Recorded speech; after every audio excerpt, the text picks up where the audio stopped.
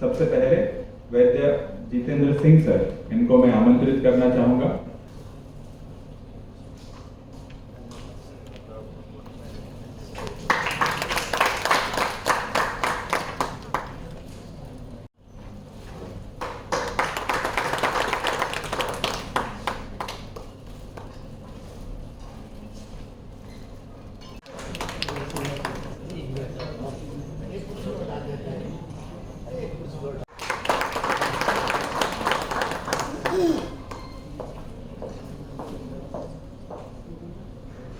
मैं हमारे आज के प्रमुख व्याख्याता वैद्य श्री गौरव सिंह मोगा सर,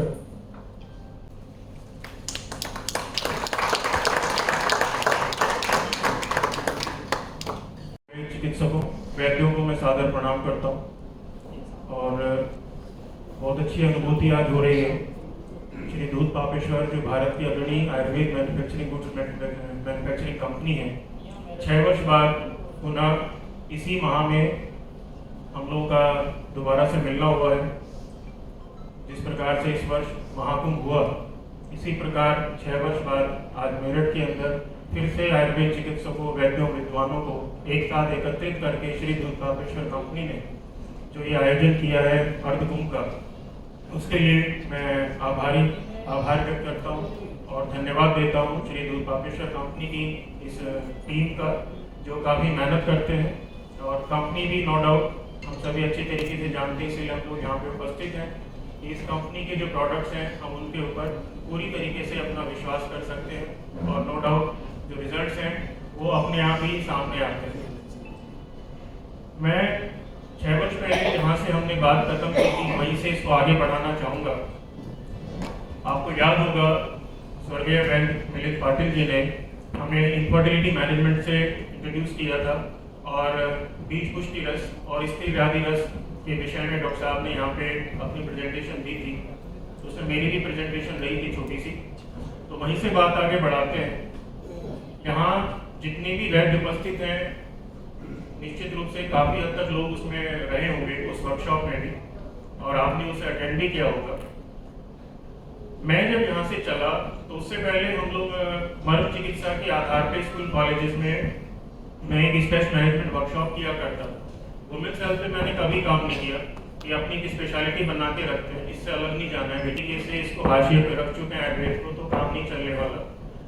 अनफॉर्चुनेटली वो वर्कशॉप की और अटेंड करने के बाद जो आंकड़े वैद्य मिलिंद सर ने हमारे सामने रखे थे, मुझे नहीं पता आप में से कितनों को याद है, पर मेरे को बहुत अच्छी तरीके से याद है। तो मुझे महसूस हुआ कि जिस तरह से हम ये वर्कशॉप करते हैं अपनी स्ट्रेस मैनेजमेंट की, क्यों ना इसके साथ साथ वुमेन्स हेल्थ अवेयरनेस प्रोग्राम भी चलाया जाए। क्योंकि समस्या औषधियों की नहीं है, समस्या चिकित्सकों की भी नहीं है, समस्या है कि जो हमारा समाज है, हमारी जो जनता है, इन लोगों के अंदर जागरूकता नहीं है बिल्कुल भी। या तो ये भान नहीं है कि हमको क्या करना है, किस दिशा में जाना है। तो मैं वहीं से शुरू करता हूँ जहाँ से मैं वर्कशॉप दिया करता हूँ स्कूल कॉलेजेस में। आप सभी का पुनः स्वागत है श्री दूध पापेश्वर द्वारा आयोजित इस CME में। CME माने कंटिन्यूइंग मेडिकल एजुकेशन। ये एक ऐसा क्षेत्र है जहाँ पे शिक्षा कभी भी पूरी नहीं होती। हम जीवन भर भी लगे रहेंगे तो शायद हम किसी एक शास्त्र का भी पूरी तरीके से फॉलो ना कर पाए। Is it true? सच्चाई है कि ये इतना बड़ा सागर है, इतना बड़ा समुद्र है कि हम कुछ भी नहीं है, नथिंग। तो जितना भी मैं जानता हूँ उसके आधार पे हमने कुछ चीज़ें तैयार की, उसके ऊपर काम करना शुरू किया। तो हमने एक वर्कशॉप डिजाइन की, हेल्दी वुमेन हेल्दी वर्ल्ड, स्वस्थ समाज स्वस्थ नारी, क्योंकि ये बहुत ही चिंता का विषय है और इस क्षेत्र में जागरूकता का बहुत ज़्यादा अभाव है। और जो आंकड़े सामने आए उन्होंने बहुत ज़्यादा परेशान किया। सच पूछिए तो मैं आंकड़ों को दुरुस्त करना चाहता था कि ये जो सरकारी आंकड़े हैं ये कितने सटीक बैठते हैं। तो जो आंकड़े मैं आपको दिखाऊंगा ये केवल बागपत डिस्ट्रिक्ट के हैं, जो मेरे खुद के द्वारा प्रोड्यूस किए गए, खुद के द्वारा डेवलप किए गए। तो हमने इस वर्कशॉप में क्या बताया कि जो वुमेन्स हेल्थ है वो 3 फेजेस में जाती है, उसका गाइड फेज, रिप्रोडक्टिव फेज और पोस्ट मेनोपॉजल फेज। मेरे पास 30 मिनट का समय है और 30 मिनट में बहुत सारी बातें आप लोगों से करनी है। जिनका जो भी सवाल होगा प्लीज आप अपने पास रखिएगा, बाद में डिस्कस कर सकते हैं। तो वुमेन्स लाइफ 3 फेजेस में जाती है, जिसमें रिप्रोडक्टिव फेज सबसे ज़्यादा इम्पोर्टेंट है। फेज आता है, इस फेज में लड़कियों के सामने, महिलाओं के सामने क्या क्या समस्या आती हैं, क्या क्या सावधानियां उसमें रखनी चाहिए, उन सब चीज़ों के बारे में बता के हम आगे बात करते हैं कि रिप्रोडक्टिव फेज में मेंस्ट्रुएशन और न्यूट्रिशन ये बहुत इंपॉर्टेंट है। So what exactly the menstruation, Ayurveda इसके बारे में क्या कहता है, उसके हिसाब से परिभाषित करना। हेल्दी आर्तव क्या है, शुद्ध आर्तव क्या है, उसके बारे में जब तक गर्ल्स को नहीं पता होगा तो तब तक वो नहीं पता कर सकते कि मुझे प्रॉब्लम क्या है। तो धात्वग्नि मांद्य के द्वारा होने वाली जितनी भी प्रॉब्लम्स हैं, like irregular menstruation, dysmenorrhoea, oligomenorrhoea, अभी डिसमेनोरिया की मैं बात करूं कष्टार्तव, तो बहुत सारी लड़कियां ऐसी मिली, बहुत सारी महिलाएं ऐसी मिली जो ये कहती है कि ये तो नॉर्मल है। आज भी डिसमेनोरिया को लेकर एक भ्रांति है कि ये कोई बीमारी नहीं है, ठीक है, ये तो ऐसे ही होता है। लेकिन अगर ऐसा है तो फिर आयुर्वेद में इसकी चिकित्सा क्यों दी गई है? जो मॉडर्न मेडिकल साइंस है उसमें केवल एनाल्जेसिक या पेन किलर्स वगैरह दिए जाते हैं, हार्मोन कॉन्ट्रासेप्टिव खिलाए जाते हैं, लेकिन उससे भी कोई परिणाम प्राप्त नहीं होता। तो किस प्रकार से इसको हम आयुर्वेद में ट्रीट कर सकते हैं? तो ये जितनी भी डिजीज हैं, लाइक लिकोरिया, मेट्रोरेजिया, मेनोरेजिया, अभी अत्यार्तव में और रक्त प्रदर में भी लोगों को फर्क नहीं पता। मैंने बहुत सारे डॉक्टर्स को देखा है कि वो डिफाइन ही नहीं कर पाते व्हाट एग्जैक्टली द रक्तार्तव एंड व्हाट इज द रक्त प्रदर। तो पीसीओडी, पीसीओएस, स्पेशली इसी की वजह से इस वर्कशॉप को हमने डिजाइन किया। और ये सारी चीजें, बल्कि यूट्रस एंड फाइब्रॉइड को लेके भी भ्रांति, और हमारे भाई बहनों में भी भ्रांति है कि इस यूट्रस इज बल्कि, और यूट्रस में अगर फाइब्रॉइड हो गए तो कट द यूट्रस। पहले पूछेंगे अच्छा आपके बच्चे हो गए कि हाँ जी हो गए, ठीक है, क्या करोगे, इसको निकलवा के छुट्टी करो, ऐसे थोड़ी होता। लेकिन उसके बाद के जो डिजास्टर है, वी नो ऑल दैट, कि या तो पेशेंट को रूमेटॉइड आर्थराइटिस होगा या वो डायबिटिक होगी, वरना वही जिसके बारे में मेटाबॉलिक डिसऑर्डर के बारे में आगे बात करने वाले, वो तो निश्चित रूप से उसको होना है। तो ऐसे बहुत सारे भ्रम आज भी लड़कियों में, महिलाओं में, और ये केवल गांव के स्तर पे बात नहीं कर रहा हूँ मैं, ये शहरी स्तर पे बात कर रहा हूँ मैं। उन स्कूल कॉलेजेस की भी गर्ल्स की बात कर रहा हूँ जो जिनके जो ब्रांडेड है अपने आप में, लाइक डीपीएस एंड मेरठ। लो, मैं तुम्हें जो समझाने वाला हूँ उसको जरा ध्यान से सुनना और अपनी लाइफ में फॉलो करना। तो इन सारे डिजीज को थोड़ा थोड़ा क्लियर करके इनके सिम्टम्स बताते, ताकि आपको पता तो चले कि मुझे प्रॉब्लम क्या है, तभी तो ट्रीटमेंट कराओगे, वरना कंफ्यूज ही रहोगे। और ये सबसे इंपॉर्टेंट है कि रोगी को पता होना चाहिए कि उसको हुआ क्या है, कौन सा दोष उसका विकृत है, क्यों उसके साथ ये सारी प्रॉब्लम्स क्रिएट हो रही है। तो इन सभी चीजों के बारे में बताने के बाद पीसीओडी, पीसीओएस के ऊपर थोड़ा ज्यादा काम कर दिया, उसको ज्यादा एक्सप्लेन कर दिया, क्योंकि ये एक ऐसी डिसऑर्डर है जिसका रूट कॉज भी मेटाबॉलिज्म ही है, ये भी पूरी तरीके से लाइफस्टाइल डिसऑर्डर ही है, और उसका कारण हम सभी लोग जानते हैं। अब women's health status in India, ये इंडिया थोड़ा गलत लिख दिया, एक्चुअली ये बागपत डिस्ट्रिक्ट होना चाहिए था, सॉरी फॉर दैट, ये भी आगे बताऊंगा। सो लड़कियां समय पे अपनी प्रॉब्लम शेयर नहीं करती हैं, तो उसकी वजह से प्रॉब्लम होती है, तो उनको अवेयर करना कि नहीं, आप डॉक्टर के पास जाइए, जो भी आपके पास आयुर्वेदाचार्य है आप उनके पास जाओ, अपनी बात रखो। एकमात्र आयुर्वेद ही ऐसा है जो आपकी समस्या का समाधान कर सकता है और सक्सेसफुली कर सकता है। यस और नो? मैं सही हूँ? मैंने कहीं अतिशोक्ति तो नहीं बोल दी? जो मेंस्ट्रुएशन प्रॉब्लम्स हैं उन सभी को हम आयुर्वेद के द्वारा 100% हम क्लियर कर सकते हैं। तो उसके बाद आती है dos and don'ts. Irregular menstruation के अंदर अगर मैंने कोई प्रॉब्लम देखी है, वो चाहे गर्ल्स में है या वो महिलाओं में है, जो सबसे बड़ा कारण मुझे दिखाई दिया वो केवल एक दिखाई दिया कि nobody knows what exactly the protocol for menstruation।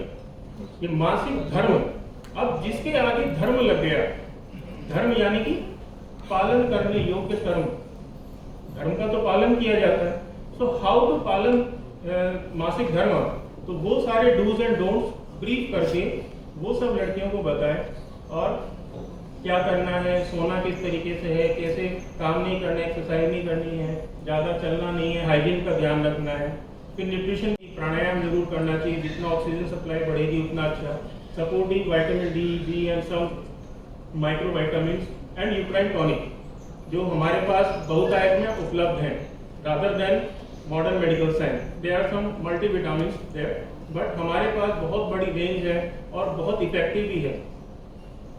और जो आपका मेंटल स्ट्रेस है, ये एक सबसे बड़ी समस्या है, स्ट्रेस, जिसकी वजह से आगे सारी की सारी समस्याएं खड़ी हो रही हैं। ये कुछ वर्कशॉप्स के फोटोग्राफ्स हैं। आप ये जो डेटा देख रहे हैं, ये लगभग 10,000 प्लस लड़कियों का डेटा है पिछले 6 वर्षों का। तालियां तो बनती हैं। Without any college, without any government support, इससे जो आंकड़े जो निकले हैं, ये उनका औसत है जो मेरे पास है, ये उसमें से एवरेज निकल के आया। और सबसे बड़ी चिंता की बात ये है कि इनमें से 50% ने अपनी गट हेल्थ के बारे में लिखा। They more than 50% are suffering, indigestion है, किसी को कॉन्स्टिपेशन है, किसी को हेयर फॉल है, किसी को पुअर आई साइट है। अच्छा, 3 प्रॉब्लम्स को लेके तो सब लिखती है। हेयर फॉल, महिलाओं को कुछ नहीं, भाई इनके बाल बढ़िया रहे और इनका चेहरा चमकता रहे, बाकी सब चीजों से इनको कोई लेना देना नहीं। गर्ल्स में तो खास तौर से हेयर फॉल सब लिखती है, फेस पे एक्ने पिंपल्स के बारे में सब लिखती है, ठीक है। इंडाइजेशन के बारे में भी बहुत सारी लड़कियों ने लिखा। तो ये अपने आप में बहुत बड़ी चिंता की बात है डॉक्टर साहब कि इन पब्लिक स्कूल्स में पढ़ने वाली लड़कियां भी मेंस्ट्रुएशन प्रोटोकॉल के बारे में नहीं जानती और मेंस्ट्रुएशन के बारे में भी नहीं जानती। वो सिर्फ उसको एक प्रक्रिया मान के बैठी हैं और उन दिनों में भी वो सारे काम कर रहे हैं जो कि उनको टेक्निकली नहीं करने चाहिए। ऋतु स्नान क्या है, ऋतुचर्या क्या है, नोबडी नोस। तो एक चिकित्सक होने के नाते और एक वैद्य होने के नाते हम सभी का ये निजी दायित्व बनता है। निश्चित रूप से आप सभी के पास ऐसे रोगी आती होंगी जिनको ये इनमें से कोई ना कोई प्रॉब्लम होती होगी, तो हमारा एक निजी दायित्व बनता है कि कम से कम हम उनको मेंस्ट्रुएशन प्रोटोकॉल्स के बारे में जरूर बताएं। मैं बहुत सारी लेडीज से पूछता हूँ, क्या आफ्टर डिलीवरी पोस्टमार्टम फेज में क्या आपने दशमूल अर्क या दशमूल अरिष्ट का सेवन किया? तो बहुत सारे प्रॉब्लम्स लेके आते हैं। वी नो ऑल दैट के दशमूल अरिष्ट से बेहतर कोई गर्भाशय शोध तो कोई नहीं करता। तो मैं क्या बोलती है, हमें किसी ने बताया नहीं, हमें किसी डॉक्टर ने बताया नहीं। अब वो डॉक्टर क्यों बताएगा? क्योंकि आप एक दूसरे गायनी के पास जा रहे हैं। और ये हालात आयुर्वेदाचार्यों की भी है कि उनके यहाँ पे भी जो डिलीवरी हो रही है वो लोग भी रिकमेंड नहीं कर रहे हैं और पी ली किसी ने 1-2 बॉटल। तो ये 2 चीजें मैं चाहूंगा कि कम से कम हर किसी को रिकमेंड किया जाए कि एक तो आप मासिक धर्म का पालन कैसे करें उसका ध्यान रखें, दूसरा ये कुछ छोटी छोटी सी चीजें, क्योंकि ये वंशानुगत रहेंगी, ये एक के बाद एक के आगे ट्रांसफर होंगी कि मेरी मम्मी ने बताया था, मेरी दादी ने बताया था। चीजें इस तरीके से जब तक नहीं चलेगी तब तक बात में सुधार होने वाला नहीं। तो यहाँ पे हम अपनी वो वर्कशॉप खत्म करते हैं। बाकी कुछ श्री दूध पापेश्वर के वो प्रोडक्ट्स हैं जिन्होंने बहुत मदद की हमेशा से, खासतौर से आभा गूगल और अस्थि पोषक ने ऑस्टियोपोरोसिस की कंडीशन में, क्योंकि जिन बच्चियों को, जिन महिलाओं को श्वेत उदर की समस्या रही, वहाँ पे ये दोनों प्रोडक्ट बहुत अच्छा अपना रोल प्ले करते हैं। और स्त्री व्याधि हर यश, आशा करता हूँ आप सभी लोग इसका प्रयोग कर रहे होंगे। अभी बात करते हैं आज के मुख्य टॉपिक की, the role of Ayurveda in control disorders, especially NAFLD, the non alcoholic fatty liver disease. अगर यहाँ पे हम जितने भी वैद्य बैठे हुए अगर हमारा SGOT SGPT कराया जाए तो शायद हम में से भी 90% शिकार मिलेंगे, राइट। और इसका और कोई मुख्य कारण नहीं है। वी डोंट नो कि प्रकृति, आहार विहार, पथ्य अपथ्य, इन सभी ऋतुचर्या, इन सभी के विषय में हम भी भूलते जा रहे हैं। और भूल इसलिए जा रहे हैं क्योंकि वो रिवीजन ही नहीं हो रहा पेशेंट्स को बताने में। हम लोग तो बस वो लिवर टॉनिक और उसको ढूंढते फिर रहे पे बढ़िया सा मिल जाए अपना सुबह शाम इसको एम्प्टी स्टमक दिलवाएंगे तो प्रॉब्लम सॉर्ट आउट हो जाएगी। बट द प्रॉब्लम इज कि जब तक ये हम सभी लोग, हम अपनी बात करते हैं, हम लोग जब तक जागरूक नहीं होंगे अपने शरीर के प्रति, अपनी सेहत के प्रति, तो ये तो नए नए वर्जन आते रहेंगे। और 2000 के बाद समस्या ज्यादा बढ़ी है और स्पेशली पिछले 10 सालों में मुझे जो लगता है कि जब से फास्ट फूड का क्रेज बहुत ज्यादा बढ़ा है। आप लोगों को हंसी आएगी, मैं दिल्ली में बता रहा हूँ, करोल बाग में किसी डॉक्टर साहब का क्लिनिक था, राजेश भैया, डॉक्टर साहब का क्लिनिक था। तो उसके आगे नाम उनका लिखा हुआ, नाम नहीं बोलूंगा, और नीचे लिखा हुआ उदर रोग विशेषज्ञ। हमारे यहाँ सभी प्रकार की आयुर्वेदिक जड़ी बूटियों, दवाओं के द्वारा पेट संबंधी सभी रोगों का गारंटी से इलाज किया जाता है।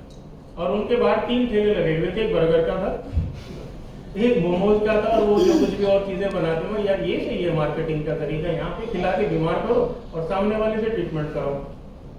यार मजाक का विषय है, because happiness is the best medicine in the world. और इसी का परिणाम ये है कि जब हम लोग पथ्य अपथ्य आहार विहार का ध्यान नहीं रखते तो finally anorexia, dyspepsia, hyper acidity, अम्लपित्त, आईबीएस आज इतनी तेजी से यंगस्टर में जो फैल रहा है वो अपने आप में बहुत बड़ी चिंता का विषय है। There is no medicine.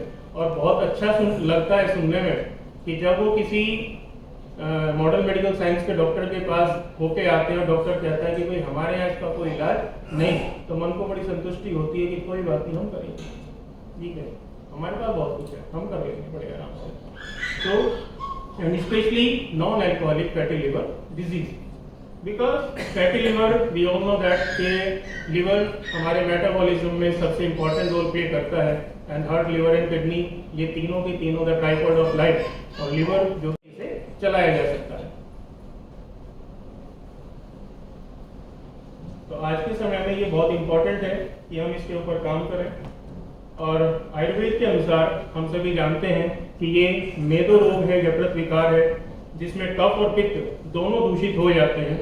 Toxins, आमा जो जमा हो जाता है, उसके कारण ये प्रॉब्लम क्रिएट होती है। अकॉर्डिंग टू आयुर्वेदा, अगर मैं अपने अनुमान से, अपने मतों के आधार पर जो चीजें मैं बताता हूँ, मैं आपको वही बता रहा हूँ। लिटरली आई टेल यू, अब बुक्स उठाना बहुत कम कर दिया। तो जो अपने अनुभव रहे हैं, जो अपने एक्सपीरियंस रहे हैं, जो हमारे गुरु डॉक्टर एस के जोशी, दत्तात्रेय गिरी जी महाराज, और मेरे हमारे मेडिकल ऑफिसर भी रहे हैं डॉक्टर वी के शर्मा, इन तीनों ने जो मुझे बताया, सुनाया, अभी भी टच में रहते हैं तीनों के तीनों। तो जो सिखा रहे हैं बस वही,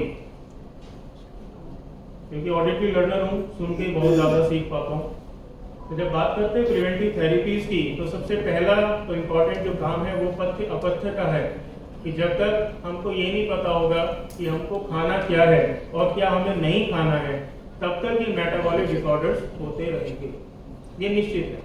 आज का जो युवा है या आज का जो व्यक्ति है वो टेस्ट के हिसाब से खा रहा है, विरुद्ध आहार कर रहा है, ये एक सबसे बड़ी समस्या है।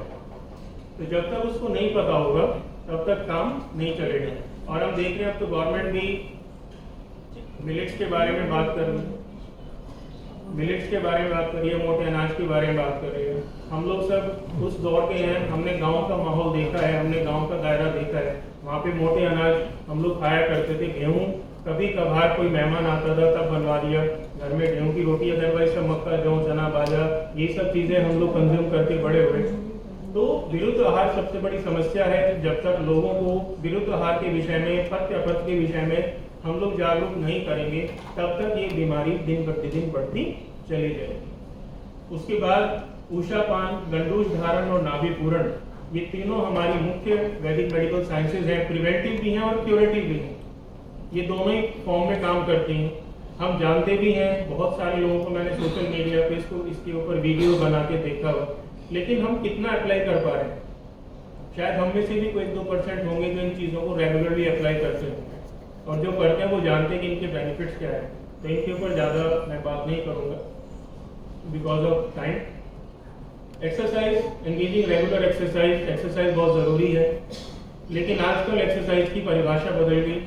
जितने भी बॉयज़ हैं वो जिम में भुजंगासन एंड प्राणायाम वैसे तो बहुत सारे हैं, लेकिन स्पेशली डीप ब्रीदिंग एक्सरसाइज और नाड़ी शोधन, ये दोनों प्राणायाम, नाड़ी शोधन जिसको अनुलोम विलोम बोलते हैं सामान्य भाषा में सभी लोग, ठीक है, तो उसको जरूर करना चाहिए, पेट के लिए बहुत ज़रूरी है। और क्योंकि NaFLT में अग्नि यानी पित्त डिस्टर्ब होता है, तो एक प्राणायाम है जो इसको बहुत अच्छे से बैलेंस कर सकता है, दैट इज सूर्य भेदिक प्राणायाम।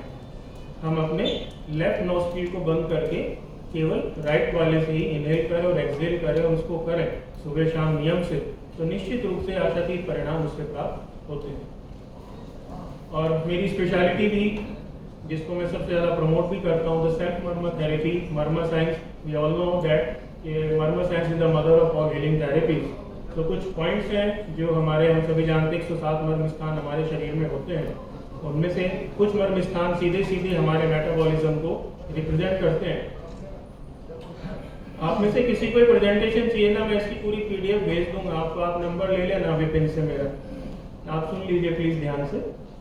सो कूर्पर मर्म कहाँ लोकेटेड होता है? जो हमारी एल्बो जॉइंट है और जो लार्ज फिंगर है, मिडिल फिंगर है, इससे हम इसको स्टिमुलेट करते हैं इस तरीके से कि आप अपने हाथ को यहाँ से ऐसे पकड़ें तो बाहर की तरफ हमारा आउटर कूर्पर मर्म है और बॉटम ऑफ द फिंगर ये हमारा इनर कूर्पर मर्म है, दोनों हाथों में होता है। और लिवर, स्प्लीन, पेनक्रियाज और गॉल ब्लैडर चारों ऑर्गन्स को सीधे सीधे रिप्रेजेंट करते हैं। अगर बिफोर मील्स जैसे हम लोग एंजाइम्स देते हैं ना खाने से पहले कि पेशेंट को एपेटाइट उसकी ठीक हो जाए, उसका डाइजेशन प्रॉपर हो जाए, उसको हार्ट बर्न ना हो, उसका हाइपर एसिडिटी ना हो, बिल्कुल वैसे ही काम करता है। लेकिन अगर किसी ने गलती से भी भोजन के बाद सही जगह दबा दिया, इंस्टेंट वॉमिटिंग हो जाएगी तुरंत। जैसे किसी को अपच हो जाती है, वॉमिट करानी हो तो उसको तुरंत 1-2 गिलास पानी पिला के आप आउटर कूर्पर मर्म दबा दीजिए 4-5 बार बढ़िया से, तुरंत वॉमिट कर देगा, सारा कचरा उसका बाहर। तो कूर्पर मर्म को अगर रेगुलर स्टिमुलेट किया जाए तो निश्चित रूप से मेटाबॉलिज्म बहुत अच्छा रहता है इससे। सेकंड, शिप्र मर्म जो है ये मेटाकार्पल और पैरों में मेटाटार्सल्स पे होता है। First metacarpal and first metatarsals. तो अगर इनको रोग तो ठीक होते ही हैं, बट मर्म चिकित्सा में ये कहा जाता है कि जो क्षिप्र मर्म है ये की है नर्वस सिस्टम का। अगर इसको दिन में 2-3 बार स्टिमुलेट किया जाए 18 से 20 बार पॉइंटेड सेकंड का प्रेशर देके, तो जितनी भी हमारी मेटाबॉलिक डिसऑर्डर हैं, गैस्ट्रोइंटेस्टाइनल ट्रैक्ट की प्रॉब्लम है या हमारी ऑर्थोपेडिक कंडीशंस हैं या हमारा ब्रेन रिलेटेड कोई भी प्रॉब्लम है, CNS है, PNS है, उन सभी में बहुत बढ़िया ये काम करता है। और आजकल आपने देखा होगा कि मोबाइल फोन बहुत ज़्यादा यूज़ करने से हाथों में नमनेस होने लगती है, फ्रोजन शोल्डर की प्रॉब्लम बहुत ज़्यादा होने लगी है और अपना सर्वाइकल एक बड़ी कॉमन प्रॉब्लम हो गई है। तो विद द हेल्प ऑफ शिप्र मर्म को स्टिमुलेट करने से बहुत अच्छे बेनिफिट हम लोगों को मिलते हैं इससे। ठीक है। इंद्रवस्ती ये काफ मसल्स में उपस्थित है और ये हमारी जो अपान वायु है उसको सीधे सीधे रिप्रेजेंट करता है और समान वायु जिससे एक्सक्रीटरी सिस्टम हमारा काम करता है। जिन लोगों को, जैसे मैं बात कर रहा था मेंस्ट्रुएशन हेल्थ में, जो डिस्मेनोरिया के केसेस हैं, बहुत सारी गर्ल्स के साथ प्रॉब्लम थी कि वो मेडिसिन लेने में एबल नहीं थी, तो उनको इस पॉइंट के बारे में बताया और नाभि पूरण उनको कराया कैस्टर ऑयल के द्वारा। तो पता चला 2-3 महीनों में उनको जो क्रैम्प्स आ रहे थे, उनको जो बहुत ज़्यादा पेन हो रहा था, वो धीरे धीरे डिक्रीज हुआ। दवाई से याद आया, आप लोगों के सामने भी चैलेंज आता होगा, महिलाओं के को मेडिसिन खिलाना बड़ा टेढ़ा काम है। सबसे टिपिकल काम है लेडीज को दवाई खिलाना, क्योंकि वहां पे भी जब प्रिस्क्रिप्शन लिख रहे होते हैं ना, पूछते हैं आप चूर्ण तो नहीं लिखोगे? कहाँ लिखूंगा? टैबलेट दे देना, ठीक है टैबलेट दे दूंगा। अच्छा सिरप ही लिखोगे? कहाँ सिरप ही लिख, नहीं सिरप की तो स्मेल भी एकदम। मतलब यहाँ पे भी वैरायटी चाहिए। जैसे लोग शॉपिंग करने के लिए जाती है ना कि इस कलर में ये डिजाइन में ये कलर वो आज तक नहीं मिला, वही प्रॉब्लम मेडिसिन में रहती है। ठीक है कि आप इसको दिखाएं, राइट। तो इंद्रवस्ती मर्म बहुत ज़्यादा इम्पॉर्टेंट है इसमें। और नेवल अलाइनमेंट बहुत ज़्यादा लोगों को डिस्टर्ब होती है। अगर रेगुलर इंद्रवस्ती मर्म को स्टिमुलेट किया जाए, ये सेल्फ भी किया जा सकता है, तो अगर इसको स्टिमुलेट किया जाए तो नेवल भी अपनी जगह स्थिर रहती है। अब बात आती है क्यूरेटिव थेरेपीज की, उसका 3-fold थ्योरी हमारे पास है। तो सबसे पहले पेशेंट को डिटॉक्स करना पड़ेगा with the help of panchakarma. Panchakarma नहीं तो हम अपने औषध द्रव्यों के द्वारा उसको वमन विरेचन करा के हम उसको डिटॉक्सिफाई कर सकते हैं। नेक्स्ट आती है दीपन पाचन की बात, जिसमें हमारे पास बहुत सारी हर्ब्स हैं, बहुत सारे द्रव्य हैं, लाइक रोहितक है, कालमेघ, भुइयां आंवला, मकोई, पुनर्नवा, बहुत बड़ी रेंज है। भस्मों की भी बहुत बड़ी रेंज है जो दीपन पाचन में बहुत अच्छा रोल प्ले करती है। चित्रकादी वटी हमेशा से पसंदीदा रही है। निश्चित रूप से आप लोग भी इस बात को एक्सेप्ट करेंगे कि अजीर्ण और अग्नि मांद्य के लिए इससे बेहतर कोई मेडिसिन नहीं हो सकती चित्रकादी से, अगर इसकी फॉर्मुलेशन के साथ बनाने वाले ने कोई छेड़छाड़ ना करी हो तो। अब हम तो द्रव्य गुण वाले हैं तो थोड़ा थोड़ा अपने आप बनाते रहते हैं बीच बीच में। बाकी लेटेस्ट कंपनी की बहुत अच्छी मेहनत और बहुत अच्छा प्रोडक्ट जफ्रज्जा टैबलेट, जिसके बारे में डॉक्टर चावड़ा उससे बेहतर आपको बताएंगे। And second is last is रसायन, द रीजेन्युएशन थेरेपी। जब तक हम सेल्स को रिजेन्युएट नहीं करेंगे तब तक हमारा मेटाबॉलिज्म नहीं सुधरेगा। तो सेलुलर थेरेपी के ऊपर भी हमें काम करना चाहिए। इसमें बहुत सारे जूसेस, आरोग्यवर्धिनी वटी,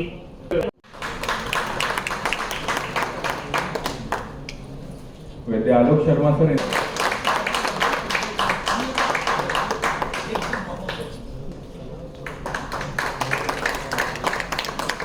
सेमिनार के थ्रू ये एक इम्प्रूवमेंट कहें या सबके लिए एक प्रेरणादायक कहें, ये जो अवसर मिलते हैं, जैसे कि आज इतने नज़दीक होते हुए भी, शायद मैं पहले भी मिल चुका हूँ, डॉक्टर मोगा जी का आज जो प्रेजेंटेशन देखा, शायद हमारे कितने लोग यहाँ से प्रेरणा लेकर जाएंगे कि अपने एक ड्यूटी जो अपनी क्लिनिकल प्रैक्टिस की है उससे अलग जो अपना एक फील्ड तैयार करते हैं कंसर्निंग अपना शौक पूरा करने के लिए, ड्यूटी पूरी करने के लिए।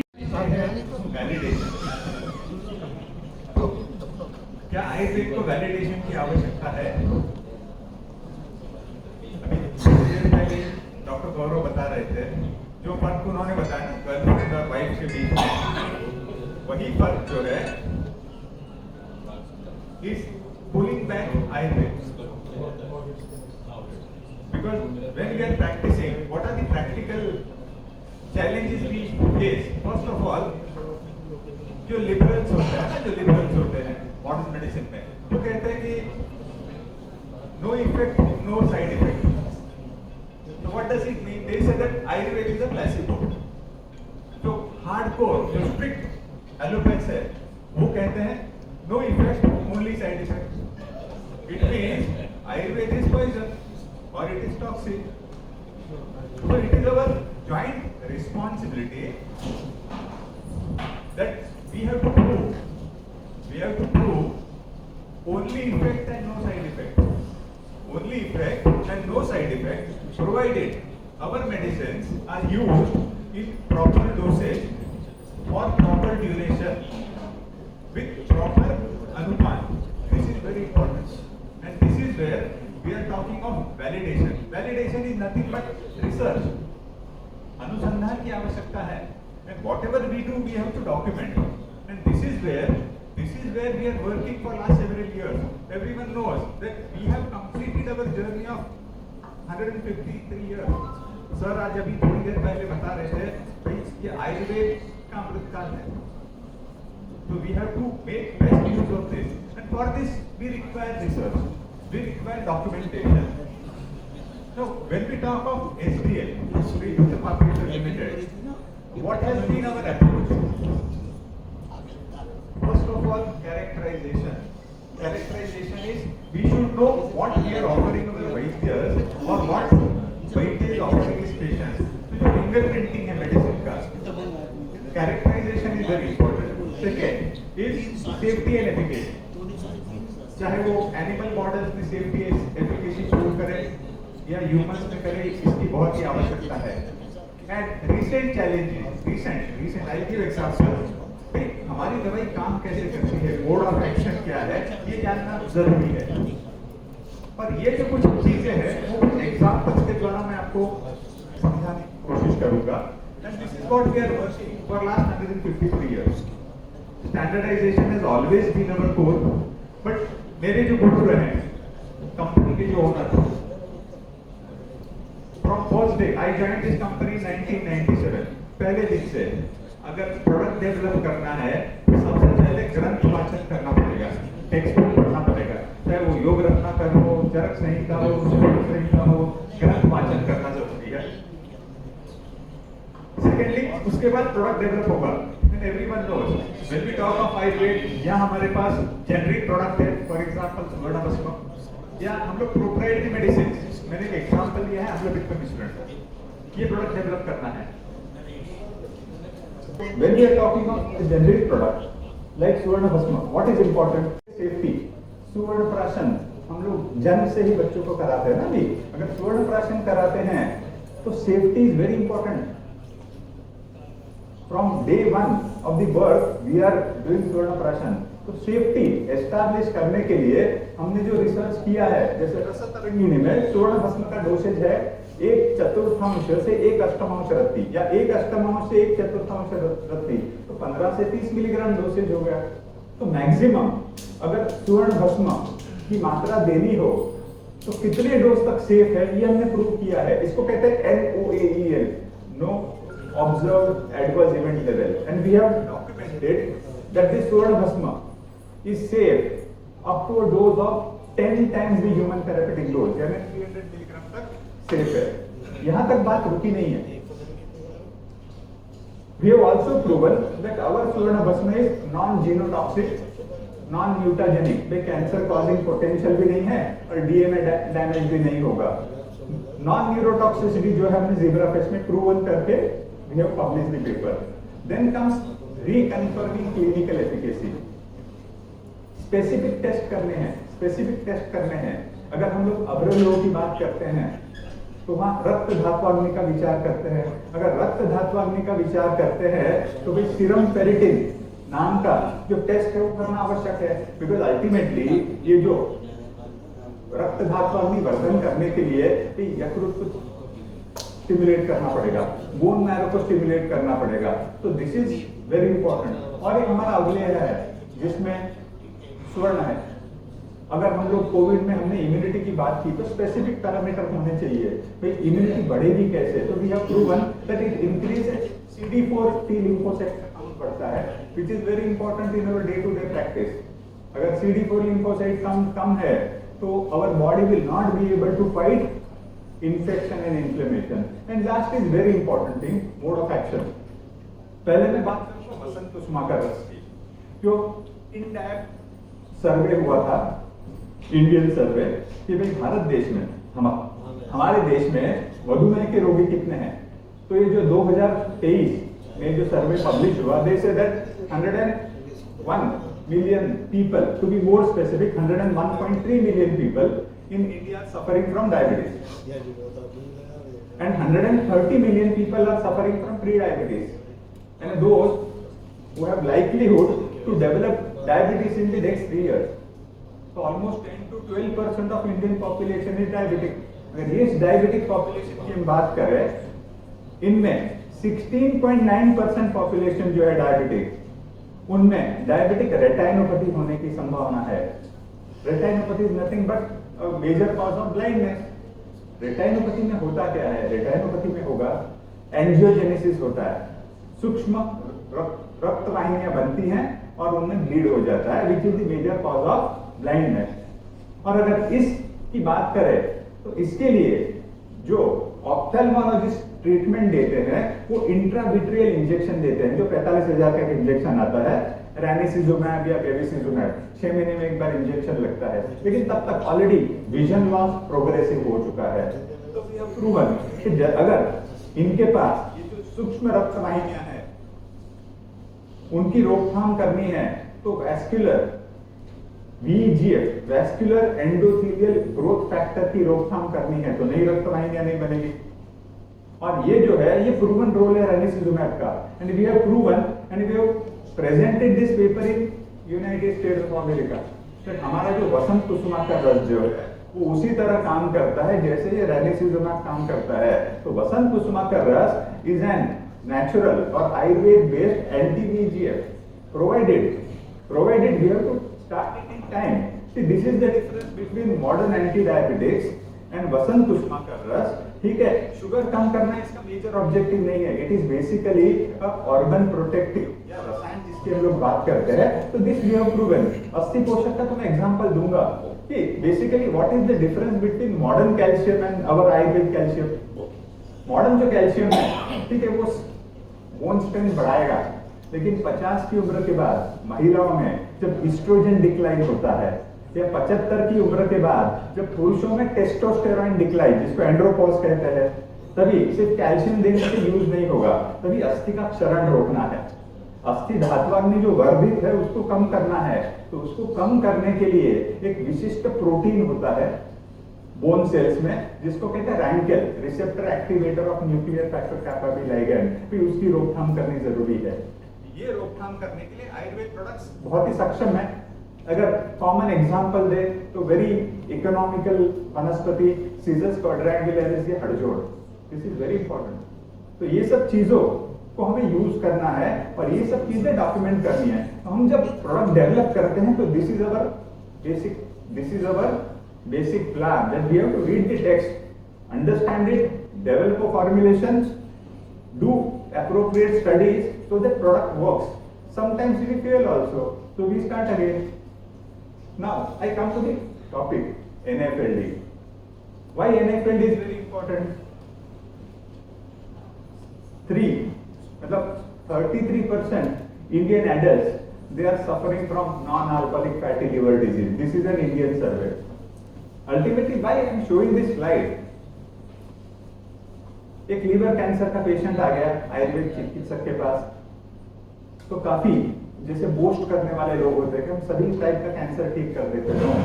When we are doing Ayurveda practice, we should know limitation कि आयुर्वेद क्या ट्रीट कर सकता है और हमें क्या ट्रीट नहीं करना है। जैसे NFLD की 3 अवस्थाएं हैं, पहला है फैटी लीवर, सेकंड है NASH नॉन अल्कोहलिक स्टीएटोहेपेटाइटिस और तीसरा है सिरोसिस। और सिरोसिस के बाद जो है वो HCC होगा, लीवर कैंसर। तो what we can treat, for example अगर 100 लोगों को फैटी लीवर है तो उनमें से सेकेंड स्टेज में कितने लोग जाएंगे, तो 20 to 30%। अगर किसी को NASH है उनमें से सिरोसिस कितने लोगों को डेवलप होगा, तो 20 to 50%। और जिनको सिरोसिस है उसमें से लीवर कैंसर कितने लोगों को डेवलप होगा, तो वो जो आंकड़े कहते हैं 0.3% to 4.7%। अगर 5% भी अगर हम सोचे और इन टोटल देखें कि फैटी लीवर से लीवर कैंसर होने वाले कितने मरीज हैं, तो 2 to 5%। And this is a big amount, this is a big number. तो व्हाट वी शुड ट्रीट और what Ayurveda can treat fatty liver and NASH, this is our experience. We should not boast, because what is, when we talk of Ayurveda we have to talk of preventive treatment, we have to stop the progression of liver disease. एक बार liver cancer हो गया तो भाई liver transplant ठीक है वो mandatory हो जाता है, क्योंकि सिरोसिस हुआ, टोटल लीवर सेल फेलियर हो गया तो कोई दवाई वहां पे काम करने वाली नहीं है। तो we should know what Ayurveda can treat, this I have already discuss. ये NFLD के रिस्क ज्यादा किसको है, अगर कोई व्यक्ति स्थूल है, ओबेस है, जिसको टाइप 2 डायबिटीज है या मेटाबॉलिक सिंड्रोम है, ये सब चीजों जिनको है उनको NFLD होने के लिए ज्यादा है।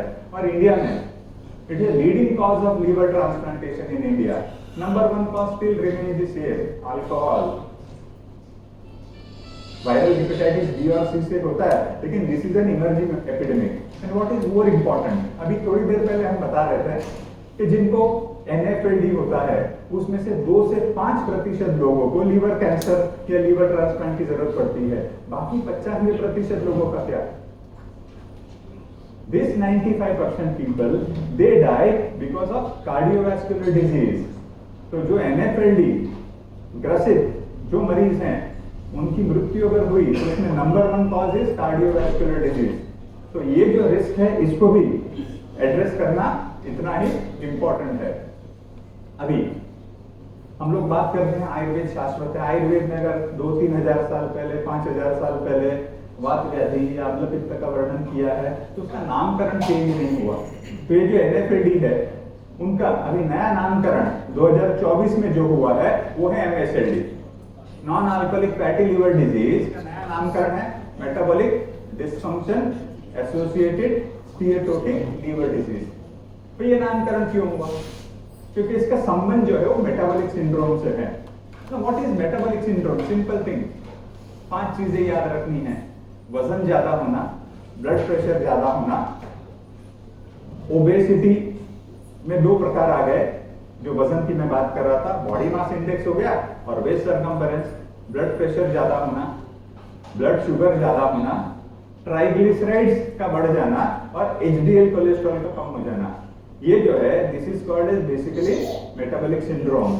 अगर किसी व्यक्ति को एब्डोमिनल ओबेसिटी है, उनके अगर अल्ट्रासोनोग्राफी में फैटी लिवर के अलावा ये 5 में से कोई भी एक चीज है, then he is labeled as he is suffering from MSLD।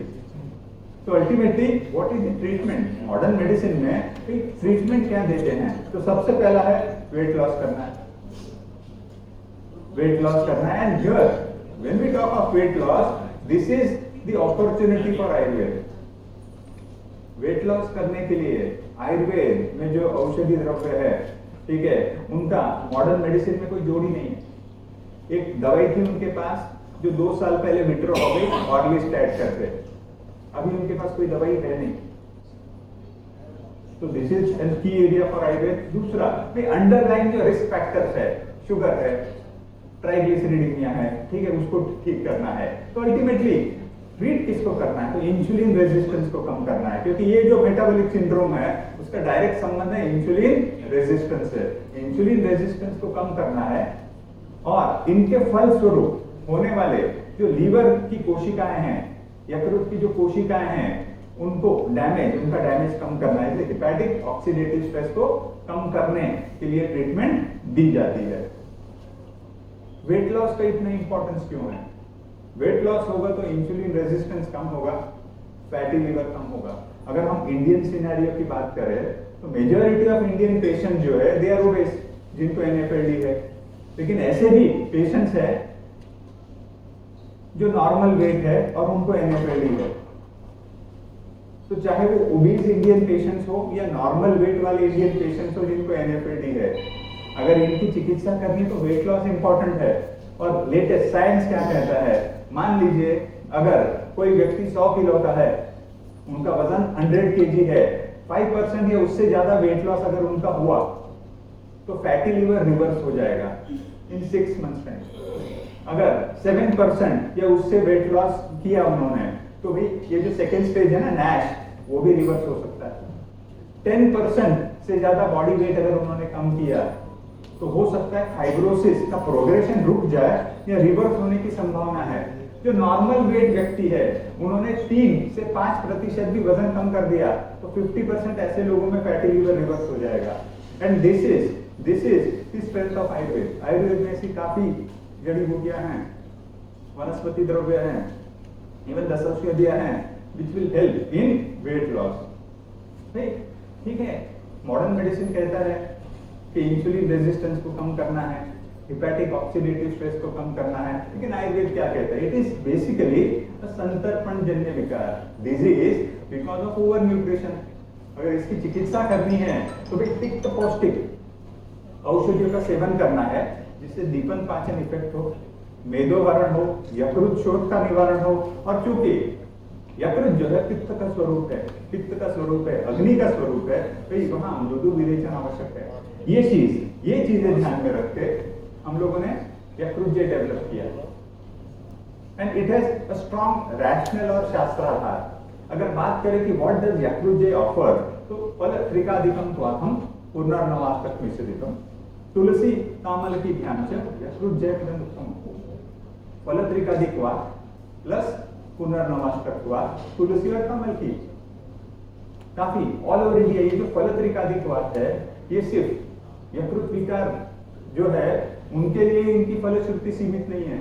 All over India I have served many Ayurveda physicians. ये जो फलत्रिकादिकवात जो है उसका प्रमेह में भी बहुत ही अच्छा यूज होता है। और प्रमेह is basically nothing but insulin resistance. और पुनर्नवास्तकवात, ठीक है, it is an widely used formulation to improve the liver health. अभी हमने स्टडी किया तो अल्टीमेटली ऑब्जेक्टिव क्या था? अगर ये महामारी बढ़ रही है, इसका एपिडेमिक भारतवर्ष में बढ़ रहा है, यकृतजय है, हम लोग यही फॉर्मुलेशन किसी वैद्य को या इवन किसी मॉडर्न फिजिशियन को कंसेप्ट प्रेजेंट करेंगे तो वो बात हमको हजम नहीं होगी। वी नीड वैलिडेशन, प्रूफ चाहिए।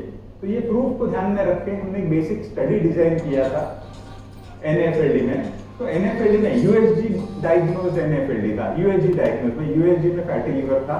वैसे हम लोगों ने पेशेंट्स लिए एंड एक्सक्लूजन क्राइटेरिया में था नॉन अल्कोहलिक। नॉन अल्कोहलिक का डेफिनेशन क्या है? अल्कोहल का बिल्कुल ही सेवन न करना नहीं है। अगर पुरुषों की बात करें तो daily consumption of less than 30 gram alcohol, और महिलाओं में daily consumption of less than 20 gram alcohol. What is 30 gram? 10 gram is equal to 30 ml, which is 1 glass of whiskey. यानी एक पैक हो गया। पटियाला पैक की बात नहीं कर रहा हूँ। ठीक है, पटियाला पैकेज 120 ml। तो भाई ये है भाई, ठीक है, अल्कोहल भी अगर मॉडरेशन में ले रहा है, महिला है लेस देन 20 ग्राम पर डे है लेस देन 2 पैक्स, और पुरुषों की बात करें तो लेस देन 3 पैक्स, ठीक है, ऐसे पेशेंट भी इंक्लूजन क्राइटेरिया था, क्योंकि ये स्टडी गुजरात में हुआ था ना, इट्स ए ट्राई स्टेट, ऐसा सुना है वहां मिलती नहीं है शराब। तो एनएफएलडी भाई ये क्राइटेरिया था, वायरल हेपेटाइटिस एक्सक्लूड कर दिया हम लोगों ने। देन व्हाट वी सॉ, तो यूएसजी में चेंज हुआ है, बॉडी मास इंडेक्स में इंप्रूवमेंट हुआ, lipid profile, liver function test, ये सब मानक यूज किए थे। और जब हम आयुर्वेद स्टडी कंसेप्चुअलाइज करते हैं या आयुर्वेद स्टडी हम लोग जब एग्जीक्यूट करते हैं तो ये बात ध्यान में रखी जाती है कि भाई कोई आयुर्वेद पैरामीटर्स भी ले तो अग्निमान्य स्केल ये जामनगर यूनिवर्सिटी ने डेवलप किया था, वो स्केल हमने यूज किया।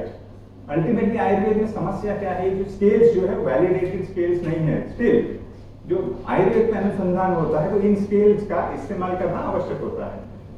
पहला फाइंडिंग क्या था, इसमें दो ग्रुप से यकृत है तो हमने कंपेयर किया विटामिन ई से, जो मॉडर्न मेडिसिन में फर्स्ट लाइन ऑफ ट्रीटमेंट है, 400 मिलीग्राम ट्वाइस अ डे, ये विटामिन ई का डोसेज है। हमने सोचा अगर विटामिन ई यूज होता है फैटी लिवर कम होने में तो इनकी कंपैरिजन में भाई यकृत वेयर डज इट स्टैंड। तो ये जो कंपैरेटिव स्टडी में हमने देखा कि भाई यकृत जस्ट ब्राउन लाइंस या brown bars and green bars is vitamin E, does it work, both the medicine work. Vitamin E तो काम करता है ये पता है, लेकिन एक जो इंपॉर्टेंट फाइंडिंग था कि अगर सिग्निफिकेंस की बात करें grade 2 becoming grade 1 and grade 1 becoming no fatty liver after 120 days of treatment, after 120 days of treatment. तो ये रिडक्शन इन ग्रेड जो था ना, ये जो आयुर्वेद इंटरवेंशन में बेहतर था। It means Ayurveda definitely has potential. भाई ये जो आयुर्वेद इंटरवेंशन है यकृत यही बेहतर क्यों था, इसके आंसर्स हमें बाकी पैरामीटर्स में मिले। सेकंड था बॉडी मास इंडेक्स।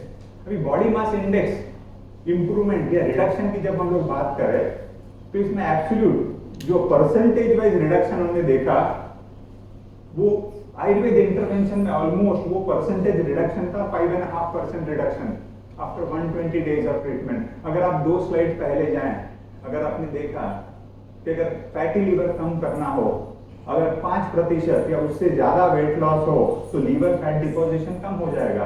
तो ये जो यकृत में फैटी लिवर का जो रिडक्शन ग्रेड बेटर देखा गया वो वेट लॉस की वजह से था। दिस रिकन्फर्म्स कि why did the product work, because उससे इंसुलिन रेजिस्टेंस कम हुआ। विटामिन ई इंसुलिन रेजिस्टेंस की दवा नहीं है। Vitamin E is known to reduce fatty liver through its antioxidant action. तो एंटीऑक्सीडेंट तो आयुर्वेद इंटरवेंशन भी है, लेकिन इंसुलिन रेजिस्टेंस या वेट लॉस प्रमोट करने में आयुर्वेद मेडिसिन आर बेटर। इसके बाद waist circumference. Waist circumference is nothing but marker for abdominal obesity. इन दोनों में भी रिडक्शन हुआ, लेकिन दोनों ग्रुप में कोई डिफरेंस हमने नहीं देखा, रिडक्शन तो हुआ था। Last is serum triglycerides. Vitamin E में इनफैक्ट हमने इंक्रीज देखा, रिडक्शन नहीं देखा, लेकिन ये जो यकृत था 184 जो मीडियन ट्राइग्लिसराइड्स था वो कम होके 136 पे आ गया। Normal range is less than 150, less than 150। ये जो ट्राइग्लिसराइड्स है, reduction in triglycerides again it is a marker of insulin resistance. And one more thing, if a patient with NFLD dies, major या तो लीवर कैंसर से death होगी या 95% cases में जो डेथ होती है वो कार्डियक एलिमेंट से होती है। तो ये triglyceride reduction is an very important finding which was not seen in vitamin E. Lastly liver function test. Liver function test में कोई डिटोरियोरेशन नहीं देखा, देयर वाज नो डिटोरियोरेशन। तो liver function were stable throughout the study period. Last is अग्निमान्य scale use किया था, उसमें common parameters है अजीर्ण, अतिलाला, स्राव, छर्दी, अरुचि, आत्मान, विबंधन। ये जो स्केल था ये हमने उचित समझा कि स्केल जो किसी और इंस्टीट्यूट ने यूज किया है, और इसमें भी देखा कि भाई अग्निमान्य स्केल पे इंप्रूव होता है। So this is how we prove that okay our products work. अभी what are the mode of actions और what are the other applications? ठीक है, NFLD की हम लोग बात करेंगे तो इंसुलिन रेजिस्टेंस कम होगा, मेदोहरण होगा। लेकिन इंडिया में अभी भी समस्या जो ये मॉनसून में चल रही है, it is hepatitis A and hepatitis E which are food borne disease. तो ये 6 से 8 हफ्ते का खेल है। इसमें एसजीओटी एसजीपीटी काउंट 3000 4000 हो जाता है। तो ये जो 3000 4000 का काउंट है एसजीओटी एसजीपीटी का, वो कम करने में अपने आयुर्वेद प्रोडक्ट सक्षम है कुटकी जैसे, तो बिल्कुल आयुर्वेद प्रोडक्ट सक्षम है। तो we have to use it here and in alcoholic hepatitis also. अभी बात करते हैं अस्थि पोषक। इस पे काफी I can say very good quality research we have done. As we age, there is bone loss. अगर हम लोग ओस्टियोपीनिया, ओस्टियोपोरोसिस की अगर बात करें तो महिलाओं को ज्यादा प्रभावित करता है पुरुषों की अपेक्षा। पर naturally because of menopause. Menopause 50 की उम्र में होता है, पुरुषों में एंड्रोपॉज 70-75 की उम्र में होता है। तो women are more likely to suffer from osteoporosis because of estrogen decline. और it is proven estrogen is equal to bone health. Estrogen कम है, अगर ईस्ट्रोजन कम है तो मेनोपॉज के पहले 5 सालों में 20% बोन लॉस होता है। तो when the patient goes to gynaecologist, पहले वो शुरू करते हैं कैल्शियम सप्लीमेंट, डेक्सा स्कैन किया जाता है। अगर रिजॉर्प्शन ज्यादा है तो एंटी रिजॉर्प्टिव कुछ मेडिसिन है उनके पास, लेकिन बहुत महंगी है। और सबसे बड़ी चीज जैसे आईसीएमआर कहता है कि नित्य चाहे वो फूड के माध्यम से या दवाई के माध्यम से कैल्शियम कितना सेवन करना चाहिए, तो 1 ग्राम। जो इंटरनेशनल सर्वे रिसर्च हुआ है वो कहता है कि average calcium consumption Indian adult का है 429 मिलीग्राम। यानी जो आईसीएमआर रिडक्शन से 50% कम कैल्शियम का हम सेवन करते हैं, it means all Indian adults are calcium deficient. All Indian adults are calcium deficient, and especially in such female, risk of fractures is high, especially after the menopause. तो हमने जो research पहले शुरू किया, जब प्रोडक्ट लॉन्च हुआ उसके बाद हमने एनिमल स्टडी किया। एनिमल स्टडीज में हमने सिंपल स्टडी था, ये पेपर पब्लिश भी है। रैट्स में, फीमेल रैट्स में हमने ओवरीज निकाल दी। ओवरीज निकालने से क्या होगा, ईस्ट्रोजन डिक्लाइन होगा। ईस्ट्रोजन डिक्लाइन होने के बाद बॉडी वेट इंप्रूव हुआ और बोन डेंसिटी कम हो गया। और जो अस्थि पोषक ट्रीटेड जो ग्रुप था उसमें वेट लॉस जो है उसका प्रमाण या उसकी सीवियरिटी कम थी और बोन डेंसिटी भी इंप्रूव हुआ। तो वी थॉट कि okay we will take this product to clinical level. ठीक है, चूहों में अनुसंधान किया है, पेपर इंटरनेशनल जर्नल में पब्लिश है। अभी हमें एक मानवीय अध्ययन करना चाहिए, क्लिनिकल स्टडी करना चाहिए। तो इसका क्लिनिकल स्टडी हमने कहां पर किया, तो national institute of Ayurveda Jaipur, जो कि एक आयुर्वेद की एपेक्स बॉडी है। और ये पेपर भी इंटरनेशनल जर्नल में पब्लिश है। इसमें हमने क्या प्रूव किया, इसमें हमने प्रूव किया कि अगर ओस्टियोपीनिया अस्थि क्षय से पीड़ित अगर रुग्ण है तो 180 दिन की चिकित्सा के बाद 180 दिन की चिकित्सा के बाद DEXA scan BMD T score में इंप्रूवमेंट होता है और बोन रिजॉर्प्शन कम होता है। बोन रिजॉर्प्शन देखने के लिए हमने bone specific alkaline phosphatase blood में टेस्ट किया था, सीरम ओस्टियोकैल्सिन लेवल किए थे जो कि रिजॉर्प्शन के मार्कर्स है। तो इस तरह हमने प्रूव किया कि ओके आयुर्वेद मेडिसिन से potential and this is the difference between Ayurveda and modern medicine. Modern medicine से बोन स्ट्रेंथ बढ़ा सकते हैं, लेकिन बढ़ती उम्र के साथ हमें ऐसी दवाई चाहिए जो बोन रिजॉर्प्शन को रोके। बिकॉज आफ्टर मेनोपॉज रिजॉर्प्शन ज्यादा होता है, बोन बिल्डिंग कम होता है। तो this is where we talk of bone remodelling. तो आयुर्वेद दवाइयां सक्षम है। Ultimately what we have to put it on paper, we have to prove it, we have to publish it. और एक फाइंडिंग था, ये जो स्टडी किया इसमें हमने एक अस्थि क्षय का स्केल डेवलप किया था along with national institute of Ayurveda के जो प्रिंसिपल इन्वेस्टिगेटर थे पवन गोदतवार जी थे, तब वहां पे एक स्केल डेवलप किया। उस स्केल, ये स्केल जो था इट वाज बेस्ड ऑन अस्थि क्षय के आयुर्वेदोक्त लक्षण या अस्थि प्रदोषज विकारों के जो लक्षण है उसके आधार पर ये स्केल डेवलप हुआ था। उसमें दो इंपॉर्टेंट फाइंडिंग्स थे, पेशेंट में संधि शूल भी कम हुआ और कटी शूल भी कम हुआ। हमने सोचा ठीक है हम लोग बोन हेल्थ की बात करते हैं तो क्या इस मेडिसिन को आगे जाके हम लोग जॉइंट हेल्थ में इसका कोई इफेक्ट है ये देखेंगे। तो उस बात पे भी मैं आऊंगा। See this slide is very important। ये हमारा 2024 का काम है कि ठीक है, आयुर्वेदिक औषधियां हैं, कैल्शियम देंगे तो कैल्शियम बढ़ेगा, सामान्य वृद्धि कारण, ठीक है, लेकिन रिजॉर्प्शन कैसे रुकेगा? हम लोग जब बोन रीमॉडलिंग की बात करते हैं तो हमारे बोन सेल्स या कोशिकाओं में ओस्टियोब्लास्ट नाम के सेल्स होते हैं। ओस्टियोब्लास्ट, ये जो है ओस्टियोब्लास्ट है, ये बोन बिल्डिंग सेल्स है। पर नीचे जो आपको दिख रहा है comb shape, it is a bone resorption cell, अस्थि का क्षरण करने वाली कोशिकाएं है। तो अस्थि का क्षरण रोकना है तो ये जो ओस्टियोक्लास्टिक सेल है उनकी रोकथाम करनी चाहिए। और ये जो है अध्ययन, ये मानवों में, ये ह्यूमंस में पॉसिबल नहीं है। तो हमने बोन कैंसर सेल लाइन जो है वो प्रोक्योर की, इसमें स्टडी किया। बोन कैंसर सेल लाइन में अस्थि क्षरण ज्यादा होता है। फॉर एग्जांपल ब्रेस्ट कैंसर है तो उसका one of the commonest finding is bone resorption, और कैल्शियम सप्लीमेंट का इस्तेमाल मॉडर्न मेडिसिन वाले करते हैं। तो हमने ओस्टियोसार्कोमा सेल लाइंस प्रोक्योर की, अस्थि पोषक से ट्रीटमेंट किया। हमने क्या देखा? रैंकेल की रोकथाम हुई। ये जो प्रोटीन है, रैंक प्रोटीन ज्यादा होगा तो ओस्टियोक्लास्ट या अस्थि क्षरण करने वाली जो कोशिका है उनका एक्टिविटी बढ़ जाएगा। लेकिन इसी ओस्टियोब्लास्ट सेल में और एक प्रोटीन डेवलप होता है, सीक्रेट होता है, जिसको कहते हैं ओपीजी, ओस्टियोप्रोटीजेनिन। ये बहुत ही महत्वपूर्ण है क्योंकि रैंकेल और रैंक जो कि ओस्टियोक्लास्ट की सतह पे होता है, उनका अगर मिलन हो गया, उनका अगर बाइंडिंग हो गया तो ओस्टियोक्लास्टिक एक्टिविटी बढ़ जाएगी और क्षरण रोकना है। तो अल्टीमेटली अगर आयुर्वेदिक औषधियां जैसे कि अस्थि पोषक या सीजस क्वाड्रेंगुलरिस या अस्थि समृता या हड़जोड़ है, तो ये अस्थि का क्षरण कैसे रोकते हैं? तो ये रैंकेल की रोकथाम करते हैं। भाई रैंकेल की रोकथाम करने के लिए ओपीजी को बढ़ाते हैं। ओपीजी को क्यों बढ़ाते हैं? क्योंकि it is proven OPG is a natural inhibitor of RANKL. तो ultimately we now know that how our medicines work.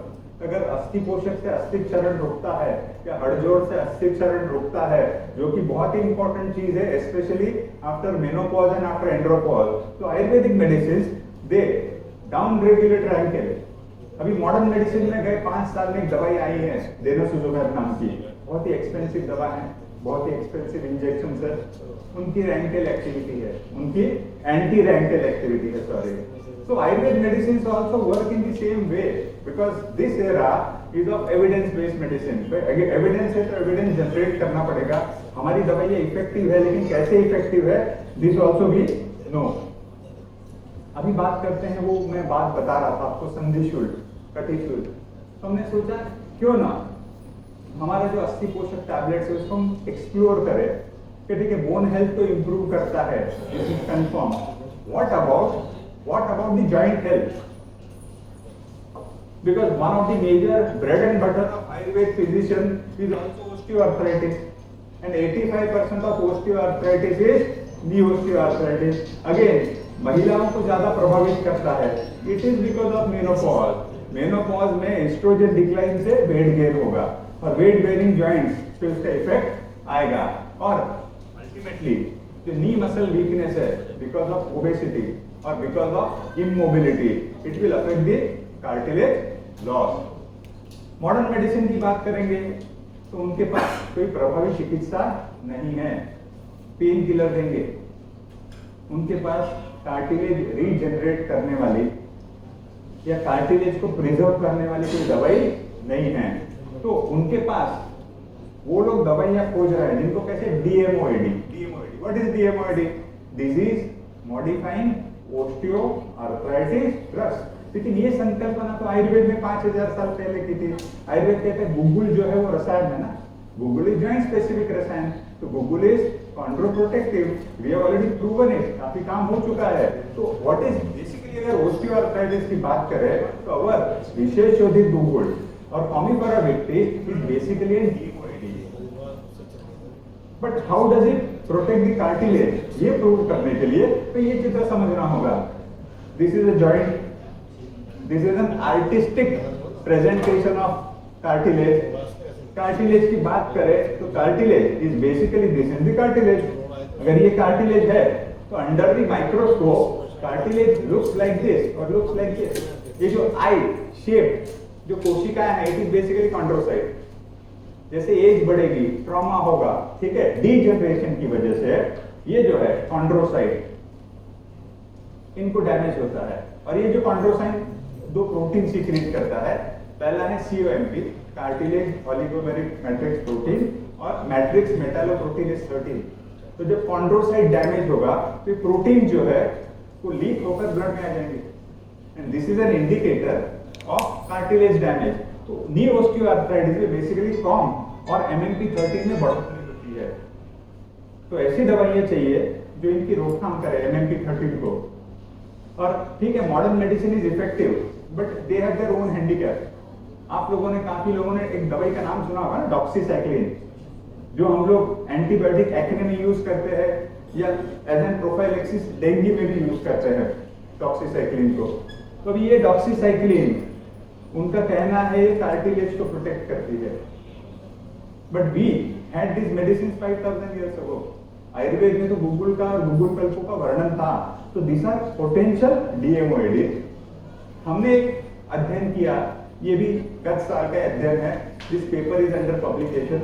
हमने एनिमल्स में कार्टिलेज डैमेज इंड्यूस किया, इंजेक्शन दिया मोनोसोडियम डाइओएसीटेट, फिर इसके बाद कार्टिलेज डैमेज हुआ। और कार्टिलेज डैमेज हुआ, इसका संकेत क्या था? MMP13 में बढ़ोतरी होना और COMP में बढ़ोतरी होना। तो ये हमने देखा, see this is the grey line, ये डिजीज कंट्रोल है। कार्टिलेज डैमेज हुआ है, कार्टिलेज डैमेज हुआ है क्योंकि COMP लेवल्स और MMP13 लेवल्स बढ़ गई। चिकित्सा नहीं दी थी। चिकित्सा देने के लिए हमने विशेष शोधित गुगुल और अस्थि पोषक दोनों का ही प्रयोग किया था। और मॉडर्न में हम लोग ने मेलॉक्सिकैम नाम का एक ड्रग आता है, उसका इस्तेमाल किया था। क्योंकि again after doxycycline this meloxicam, it is documented to protect the cartilage. लेकिन ये दोनों ही मॉडर्न मेडिसिन का लिमिटेशन है, they can not be given for a longer duration of time. अगर कार्टिलेज को प्रोटेक्ट करना है तो 6 महीने, 9 महीने, 1 साल तक दवाई का इस्तेमाल करना पड़ेगा। डॉक्सीसाइक्लिन और meloxicam, they are very toxic, they can not be used. So Ayurveda has potential. हमने विशेष शोधित गुगुल, दशमूल विशेष शोधित गुगुल और अस्थि पोषक का इस्तेमाल किया था, और ये दोनों ही दवाइयों ने MMP13 और COMP लेवल्स को कम किया। It means these medicines have cartilage protecting effect. Why Astiposhak work? Because it contains Vishesh Shodhit Gugul. Sorry. Secondly, anyway, just see Vishesh Shodhit Gugul. अभी जब मॉडर्न मेडिसिन वाले हमें सवाल पूछते हैं कि आप लोग क्लेम करते हो कि हमारी आइबुप्रोफेन है या हमारी पैरासिटामॉल है या हमारे पास डाइक्लोफेनेक सोडियम है, तो ये सब दवाइयाँ कैसे काम करती है? These are anti-inflammatory। और आप लोग आयुर्वेद लोग क्लेम करते हैं कि हमारा गुगुल जो है वो भी एंटी-इंफ्लेमेटरी है। और गत 15 सालों में काफी अध्ययन हुआ है, काफी अध्ययन हुआ है। ये जो अध्ययन क्या कहता है, जब से कैप्सूल एंडोस्कोपी का यूज होने लगा, उनका यह कहना है कि मॉडर्न जो दर्द निवारक दवाइयां है, जिनको हम NSAID कहते हैं, non steroidal anti inflammatory drugs, इनके उपयोग से गैस्ट्रोपैथी यानी स्टमक डैमेज होता है, स्टमक म्यूकोजा। और ये स्टमक म्यूकोजा जो है, मतलब आमाशय की श्लेष्मिक कला, इनको बचाने के लिए ये जो मॉडर्न चिकित्सक है PPIs का इस्तेमाल करते हैं, ओमेप्राजोल, रेपेप्राजोल जो है ना, प्रोटॉन पंप इनहिबिटर्स का इस्तेमाल करते हैं। तो भाई इससे स्टमक तो प्रोटेक्ट हो जाता है, लेकिन ये जो गैस्ट्रोएंटरोलॉजिस्ट कहता है कि जब आप डाइक्लोफेनेक सोडियम या NSAID के साथ प्रोटॉन पंप इनहिबिटर का इस्तेमाल करते हो, स्टमक को प्रोटेक्शन मिलता है लेकिन स्मॉल इंटेस्टाइन डैमेज हो जाता है। तो आप ही के साइंटिस्ट कह रहे हैं पेट को बचाने के चक्कर में स्मॉल इंटेस्टाइन डैमेज हो रहा है। तो again this medicine can not be used for a longer duration of time. तो उन्होंने कहा भाई हमारी दवाई छोटी आंत को नुकसान पहुंचाती है, आप लोग गूगल की बात करते हो, आप लोग गूगल कल्प की बात करते हो, तो आपका मेडिसिन भी यही करता होगा। तो इसके लिए ये पेपर हमारा जून में पब्लिश हुआ है। Again this is an CCRS journal. ये जर्नल में हमने एक स्टडी किया, हमने प्रूव किया कि our medicine they minimize the risk of enteropathy. ये जो स्मॉल इंटेस्टाइन में डैमेज होता है उसको कहते हैं एंटेरोपैथी, स्टमक वाले को गैस्ट्रोपैथी कहते हैं। तो इसमें अगर आप देखेंगे अनट्रीटेड था, डाइक्लोफेनेक देने से एमपीओ एक्टिविटी बढ़ गया और विशेष शोधित गुगुल देने से एमपीओ एक्टिविटी नहीं हुआ। But what is this MPO? Last 2 slides, जब हम NSAID या दर्द निवारक दवाइयों का सेवन करते हैं तो पेट में या आमाशय में या छोटी आंत में इन्फ्लेमेशन शोट होता है और ये जो शोट है इसको कंट्रोल करने के लिए हमारी बॉडी जो है व्हाइट ब्लड सेल्स को रिक्रूट करती है, विशेष करके न्यूट्रोफिल्स को रिक्रूट करती है। और ये न्यूट्रोफिल्स का काम क्या है? शोथ को कम करना। और न्यूट्रोफिल्स शोथ को कैसे कम करता है? तो ये जो न्यूट्रोफिल्स है एक स्पेशल एंजाइम सीक्रेट करते हैं जिसको कहते हैं एमपीओ, माइलोपेरोक्सीडेज। तो माइलोपेरोक्सीडेज में बढ़ोतरी का अर्थ यह है कि स्टमक, स्मॉल इंटेस्टाइन में इन्फ्लेमेशन शोथ है, लेकिन विशेष शोधित गुगुल देने से माइलोपेरोक्सीडेज एक्टिविटी बढ़ी नहीं। इसका मतलब कि आपका या हमारा जो विशेष शोधित गुगुल है या गुगुल कंटेनिंग प्रोडक्ट्स है, they minimize the risk of enteropathy, and this is what we can say big achievement for IPAC. Ultimately, what is important? We have documented it. तो ये जो है, और secondly, if you see this, I don't know whether you are able to see it. This is the histopathology slide. ये finger-like projections आपको दिखते होंगे. It is normal small intestinal villi. Diclofenac देने के बाद पूरा सतह जो है डैमेज हो गया। अगर हम लोग जब विशेष शोधित गुगुल की बात करते हैं तो ये जो डैमेज था, ये जो क्षति थी वो बहुत ही कम थी। It means our medicine can definitely be used for a longer duration. One more thing, ये जो बैरियर म्यूकस कंटेंट है, ठीक है, वो भी हमने देखा डाइक्लोफेनेक सोडियम देने से स्टमक हो, स्मॉल इंटेस्टाइन हो, श्लेष्मिक कला को नुकसान पहुंचता है जो आयुर्वेदिक दवाइयों से, ठीक है। हम ये नहीं कह रहे कि नहीं होता है, it is very minimal, it is very minimal. And बात करें तो this was just few examples. हमारा ये जो रिसर्च या अनुसंधान का जो कार्यक्रम है, ये हमने कोलैबोरेशन ऑल ओवर इंडिया किए हैं, चाहे वो एम्स हो, NIH जयपुर हो, इवन श्रीलंका में हमने रजत पसंद पे काम किया है, मुंबई की STM इंस्टीट्यूट फार्माकोलॉजिस्ट पर काम किया है। तो this is just the beginning. एक ही रिक्वेस्ट है कि हमारे जो भी यंग वैद्य है उन्होंने सभी ने ये जो डॉक्यूमेंटेशन का कार्यक्रम शुरू करना चाहिए, so that we can positively say Ayurveda है तो सही है, only effect and no side effect, and for this we require research. Thank you, नमस्ते।